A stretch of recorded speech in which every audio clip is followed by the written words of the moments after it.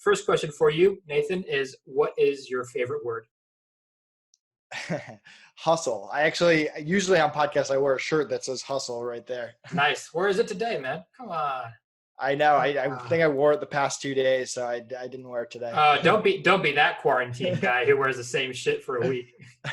What's I'm like a very frugal guy, so I wear the same clothes all the time. I clean my clothes, but I've probably been wearing the same clothes for the past 5 years. It just means you're more focused on other stuff that matters, right? Like why? Right. What's your least favorite word? Oh man.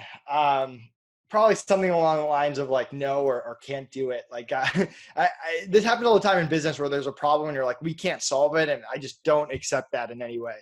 There's always a way, right? Even if you maybe aren't able to figure it out, you can find solutions with other people and resources. The internet can solve most problems anyway. Right. Exactly.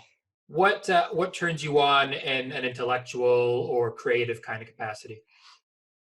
I like people that have made it from like nothing. I think it's easy, like when you're a celebrity or you have a lot of money, it's easy to start a business with a lot of money. Not that there aren't failures too, but to me, I really respect people who just went out there and grinded and built it from nothing, from an idea. People who maybe got laughed at or rejected and all of that, because I can relate. People thought I was crazy when I was selling baby products on Amazon. So stories like that to learn from. Right now, I'm reading the book on Elon Musk, and he got into PayPal and sold a little bit there, but he put it all on the line and he built it. He really took a lot of risks, and everyone thought he was stupid. People bet against his stocks, and obviously he's on the top now. So those are the kind of things that I like to learn from. That's interesting, right? I was going to talk to you about that, where you said there people judged you at the beginning and laughed at you for selling baby products when you were in college or fresh out of college. How did you deal with that? Because that must have been tough in some ways, but you clearly just persevered. What was the mindset sort of around that time? Yeah, and I haven't talked about this too much on podcasts. There's probably like a point where I just like flipped a switch, and I was just like, from this point forward, I just don't care what people think. And you kind of have to do that. I don't know what the alternative is, but you have to just become numb to all of that. And I mean, they didn't know how much money I was making. They didn't know what the business was. They thought I was running a Ponzi scheme. And at the end of the day, you can't please everyone. And if someone wants to learn, if someone has questions, like you be open, you be honest, you do your best to make people happy. If you make a mistake, you own up to it, you fix it. And if after all of that, people don't like you, if people don't respect you, if people make fun of you, whatever it is, there's just not that much you can do. You have to tone those people out and move on. Sure. And with your parents being teachers, and you spoke about that academic route and like the job for life, and I can relate. Like my dad was a super academic. It was always like, you got to go to college, get a degree, work a good job, go up the ladder, and then not doing that. Had some tense moments. Like eventually he got around to coming on board and seeing, the value in the journey of not doing that. How was that? Like, did you have that kind of clash, or were your folks actually super supportive of it all? Yeah, I'm fortunate. My parents were really supportive. They've always been supportive. Their mentality is as soon as we graduate college, me and my sister had to be out of the house. Like that was we couldn't go back, live back home. And as long as we didn't show up homeless, like they were going to support us. If I wanted to go try to be on Broadway, if I wanted to start a business, if I want to get a job. Now, when it became time to decide on, do I take a job or work on the Amazon business when it was time to graduate, they were definitely leaning more towards the health insurance and the stability and all the stuff that came along with that. But it was always my decision. They were going to be supportive either way. They always tried to get me to weigh the pros and cons, and they obviously felt like the pros were more towards the stability side. But I think now they obviously know that I made the right decision and all of that. That's awesome. You should do that Broadway thing, man. I can see it, like VA, the Broadway musical. Maybe like in 10 years, you should develop that. It's so funny because you're like, oh, we're going to do something that we normally do, or you don't see on other podcasts. I was on this podcast once where they made me sing at the end of it. And that was like the weirdest thing that I've ever been a part of. And I was like, please don't tell me I have to sing again. I'm not going to make you do that, because then I'd have to sing and then I just lose like every viewer I've ever built. So forget that. Okay, back to the question. So let's ramp through these. What turns you off in the same capacity around, intellectual and spiritual stuff? What turns you off? Good question. What turns me off?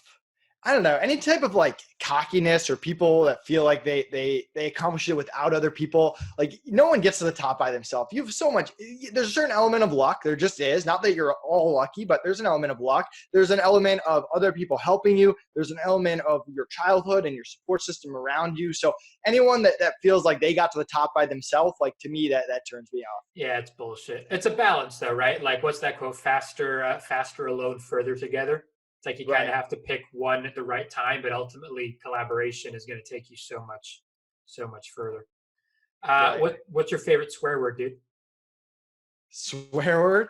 I'm not going to say a swear word. I've actually never sworn on a podcast. Wow. That's just not in my brand. Okay. All right. Well, that's a fair shout. Yeah. That's the first time I probably had that answer. I like that. Yeah. And not that I don't swear in life. It happens. I'm not perfect and I'm not one of those like no swear persons, but I don't know. Just to me, it's a part of the reputation that I built that I'd like to keep in place. No, but I like that acute awareness of like the brand and who you are and how you're perceived. And that's a totally cool answer as well. What's your favorite sound or noise? So there's this running joke in my friends that I get amped up for everything. As you can tell, I'm pretty like high energy. Like if I'm playing sports, if I'm at the gym, like I'm crushing, I'm going all out, I'm burning 1,000 calories an hour. So for me, it's here we go. And we have like group chats where people will be like, get excited about something, someone gets promotion and someone will just give me like a, here we go. And I don't know how I originated doing that, but that's just been something that's stuck around for years. That's your catchphrase. You need like a t-shirt with that on there or something, right? Exactly. What's your least favorite sound or noise? So my gym does this stupid thing where they bring out these sleds and they put them on the concrete outside and you have to push them. And it's the only activity that I refuse to do. I don't know how people do it. It hurts my ears to like a crazy level. So I'd rather do like 2 minutes of burpees than go out and push that sled. And that is by far my least favorite noise in day-to-day life. Yeah, fair enough. It was like some scratching, screeching on concrete. Yeah, it's like worse than a chalkboard. I don't know. I tell them all the time, like, I don't know how you people do this. What profession other than your own or the ones you've done already would you most like to attempt? I'd love to be a professional baseball player. That'd be great. I mean, that was my passion growing up. Played a lot of baseball. Big baseball fan. I think opening day was yesterday, and that's not happening. So pretty sad about that. But yeah, I mean, if I could pick anything and not be an entrepreneur, that'd probably be it. Sweet. And what profession would you definitely never want to do under any circumstance?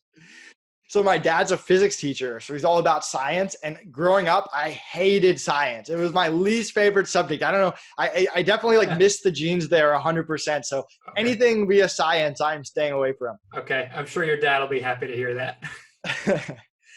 Finally, dude, let's wrap it up. When it's all said and done and, you know, the smoke's cleared, what would you like the story of your life to be?